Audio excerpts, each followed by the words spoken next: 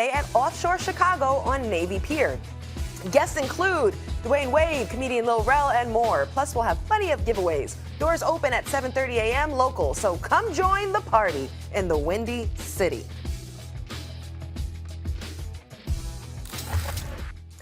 All right, we continue our discussion on breaking news. The NFL has reinstated Browns defensive end Myles Garrett from his indefinite suspension. The Browns announced Garrett's reinstatement Wednesday, 2 days after the former Pro Bowler met with the NFL Commissioner Roger Goodell at the league office in New York. Here's Cleveland's statement. Or actually, we won't go to the statement because we read it earlier in the show. We'd like to bring in at this moment Tedy Bruschi here, football analyst, to give us your thoughts on the reinstatement of Myles Garrett. It's been a really emotional morning here and a lot of different takes on how the suspension should have been handled. What do you think? I think if I'm Myles Garrett, I'm thanking my lucky stars that it only ended up being a 6-game suspension. I look at it and I was thinking 8 games. I didn't think any type of full season bans or elimination from the league, anything like that. That was an overreaction, but I thought this might have been an 8-game suspension. So I would have said add 2 on top of it. And then, you know, the word indefinite is strong. I know he's had to live with that for a little while, but did this suspension depend on when it happened during the season? If this was week 6, would he have played again last season, and would it have been 10? You know, or week 8, it would have been 8. You know, but you got to establish some type of consistency if this happens again. And it's an emotional game, and I understand what happened to Myles Garrett and how he went crazy and how he's in a situation where you got a helmet and you lose control and you swing it. It can happen again is what I'm trying to say. So when it does happen again, you know, you've got this to look back on it. And in totality, all it's been for Myles Garrett is a 6-game suspension, when I think a standard of 8 for people to look at would have been better for the league moving forward. That's actually the best argument I've heard, is that you're being sensitive to the fact that someone can lose impulse control in a moment, because when they're angry, if the other guy's helmet is off, especially if the other guy is pursuing them, you don't think about what you just want to get them. So because it may happen again, an 8-game, a stiffer suspension is important, because you need this as a reference point. The league needs to be able to point back to it. Look, we did what we could. But, Teddy, my basic point of view is he wasn't hurt by the swinging of the helmet, whatever may have happened. Mason Rudolph started the fight, escalated the fight by grabbing the helmet, got his helmet taken away instead, and he didn't have to chase Myles Garrett, who was being restrained by 2 of his teammates. If he was 10 yards away, Garrett could have done this all he wanted, wasn't going to hit anything. So it's like everyone is focusing on bad Myles Garrett, and he lost control. He deserves a suspension, but it feels out of proportion to me.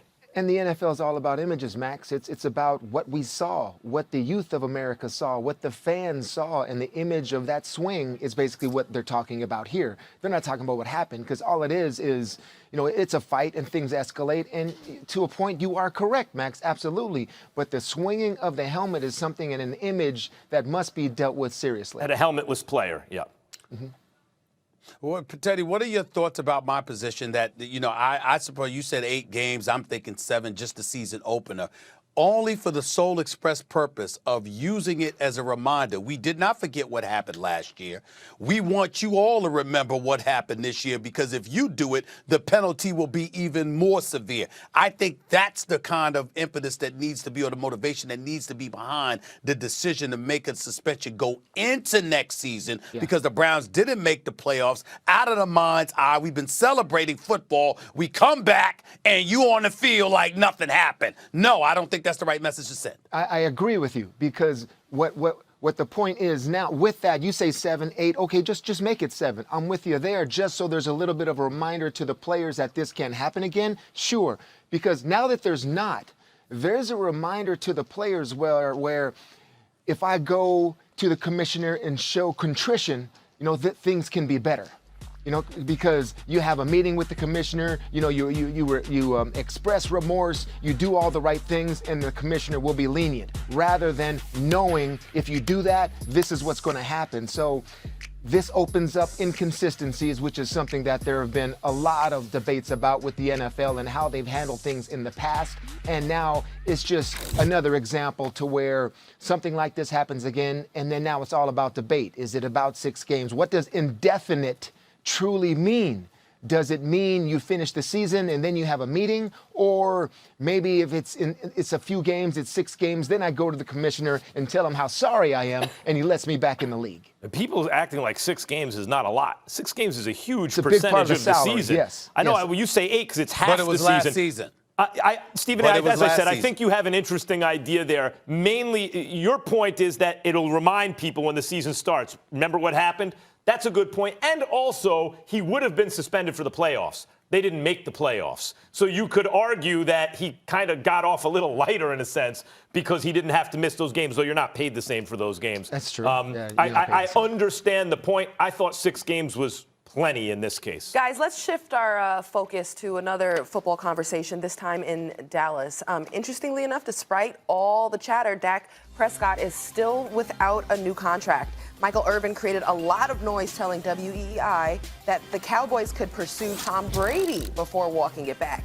And now Irving tells the Fort Worth Star-Telegram the Cowboys would be insane to replace Dak with Brady. So, Stephen A., start with you. If the Cowboys were to move on from Dak Prescott, who would be the best option to replace him? Tom Brady. That's what I would say. Now, let me be very, very clear about where I'm going with this.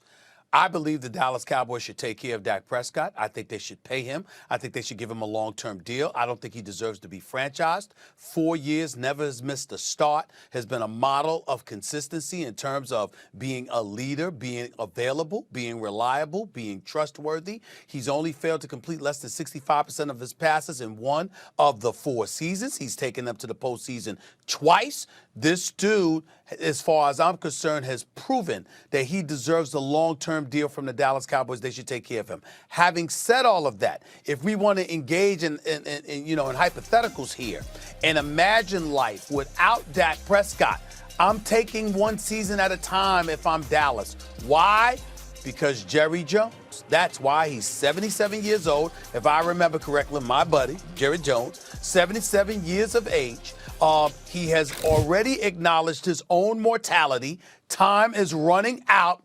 The priority is to get yourself a Super Bowl, not to build for the long term. 4, 5, 6 years down the road. Tomorrow is not guaranteed to this man. He said it, I did it. And if I'm looking at it from that perspective, a 6-time champion, even at age 42, why does that matter? I already got a number 1 in Amari Cooper. Michael Gallup is no scrub. Last time I checked, Ezekiel Elliott is an elite running back in the sport of football. The offensive line is considered elite or pretty damn close to it because I think they've scaled off a little bit in the past couple of years. The bottom line is that you're talking about an experienced quarterback who knows how to minimize mistakes. At age 42, we call it a bad year, 24 touchdowns, just 8 interceptions, completed 60% of his passes. We know he could do better, but still passed for 4,000 yards with being bereft of weapons with the New England Patriots because Bill Belichick didn't get him enough help.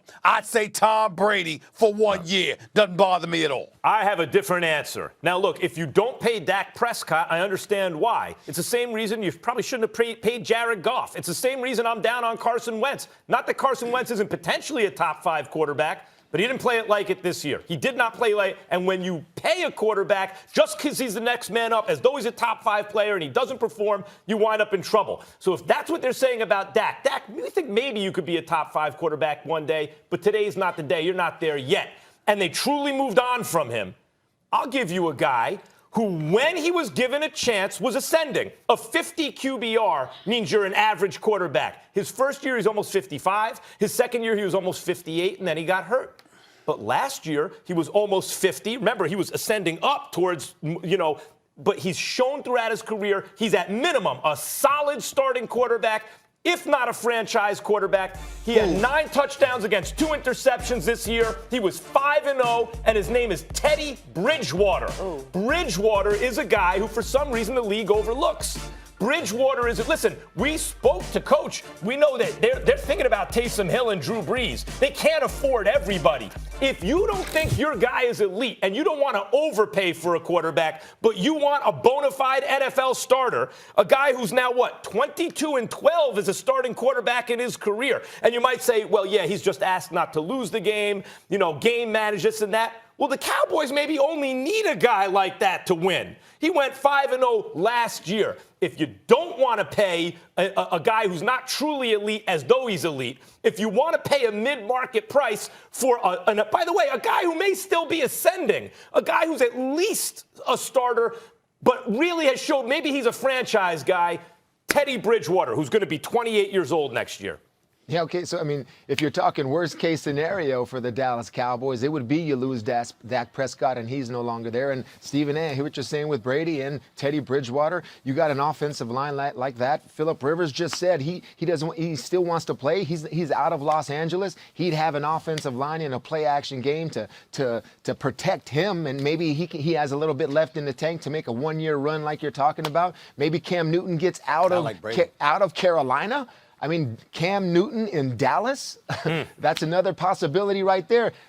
This offseason is so fascinating in terms of where all these quarterbacks are going, and I don't know what the first domino would be, and maybe it is the Brady domino or a Dak domino in terms of them where they're going to end up going or the contracts not being worked out. But, you know, the with an offensive line like the Cowboys have in a running game, I think any quarterback, even aging, things don't work out for Breeze in New Orleans. To go play in Dallas would be something I'd look forward to. All right, thank you so much. Let me say this. First of all, Max Kellerman, I got news for you. This is First Take. This is not General Hospital or Young and the Restless. Stop making us wait 10 minutes before you get to who you going to tell us who should be the guy quarterback. Just say it, Max. Just say it. Like, who? This is not the Soaps, okay? I mean, you just wait. Me and Teddy sitting there waiting. We sitting there waiting for Max Kellerman. Like, who you talking about, Max? Who you talking about? This ain't General Hospital or Young and the Restless. You ain't Sonny Corinthos or Victor Newman. You were Stop listening it. like now, you were listening like who's 22 and 12?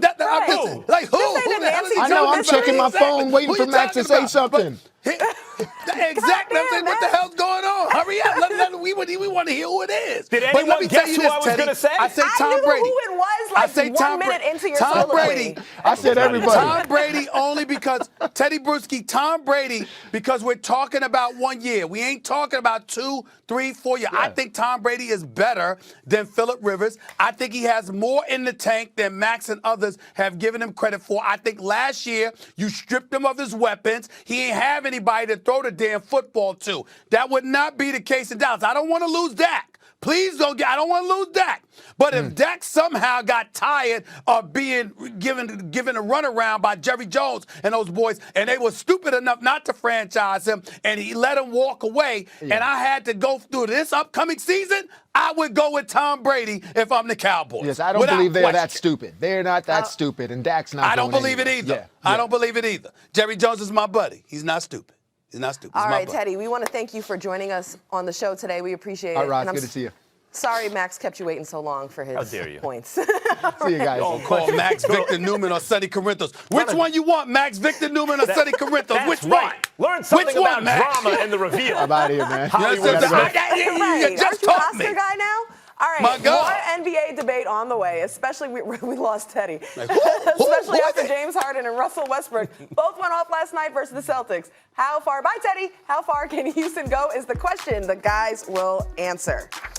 And speaking of go, we'll see if the guys agree with a former player who says that Dwight